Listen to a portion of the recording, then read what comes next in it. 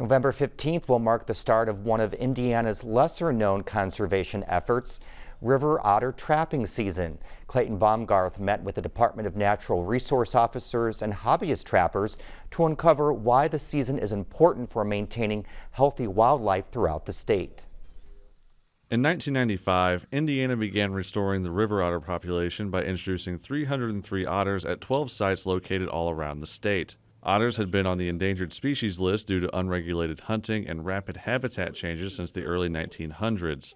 But their reintroduction was so successful that in 2005, North American river otters were taken off of the endangered species list. And with increased population numbers come increased problems for Hoosiers. I've got ponds on our family farm that are next to the river, and used to be great fishing when I was a kid. The otter got into them and ruined them now. Ernie is a part of the Indiana State Trappers Association, a group focused on connecting trappers and providing education to those interested in the hobby. In 2015, the Indiana Department of Natural Resources opened the first otter trapping season to allow folks like Ernie to trap up to 2 otters to curb the population. The season runs either until 750 otters have been trapped throughout the state or March 15th, whichever comes first. I think they're fair numbers.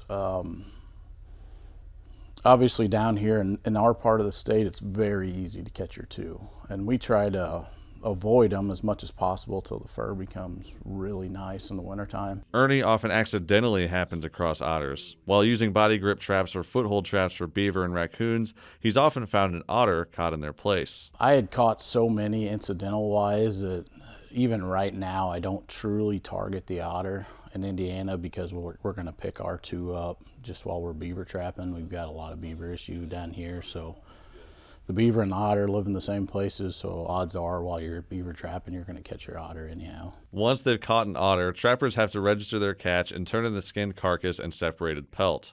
The meat from the otter can be eaten, but often isn't. I'm not going to. They've got a really bad fishy smell to them. There's no way I'm eating that. The carcasses are kept by the DNR in order to help collect data on local populations. We take that carcass and we collect data from it about things like age, and that helps us build our population model, keep track of our river otter populations. We can look at other things too, like diseases. Pelts that are turned in receive a CITES tag. CITES stands for Convention on International Trade in Endangered Species of Wild Fauna and Flora. These tags designate the pelt as sourced from a non-endangered species and allow them to be sold on the global market, where frigid countries like Russia often buy the dense furs. And that's one of the things that marks fur bearers is 2 layers of fur. That's what adds a lot of value and why their fur is so good for that warm clothing. The North American river otter is the only otter species in the world listed as not at risk of becoming a threatened population, allowing them to be sold in this way. Our river otters are doing the best of all the otters in the world. Yay. But we take those things very seriously, obviously. We want to also help otter conservation internationally. So we tag all of those river otters. If you're not a trapper and hoping to catch a glimpse of an otter this year, you might be surprised to learn some live closer than you'd think. We've had several sightings from Lake Monroe. And from surrounding area, Clear Creek, like Lemon, Bean Blossom Creek, places like that. Occasionally they get spotted. We actually had one recently along Bean Blossom Creek just in the last couple months. The otter population in Lake Monroe is small, though, so small in fact that Monroe County is one of 14 counties in the state where river otter harvest is closed. This makes spotting otters close by challenging, but not impossible. Albers says to look for web paw prints in mud, piles of scat called latrines, or certain trails in the snow. They like to do this thing over land where they slide on their belly. So they do a bound, and then they slide. And they bound, and then they slide.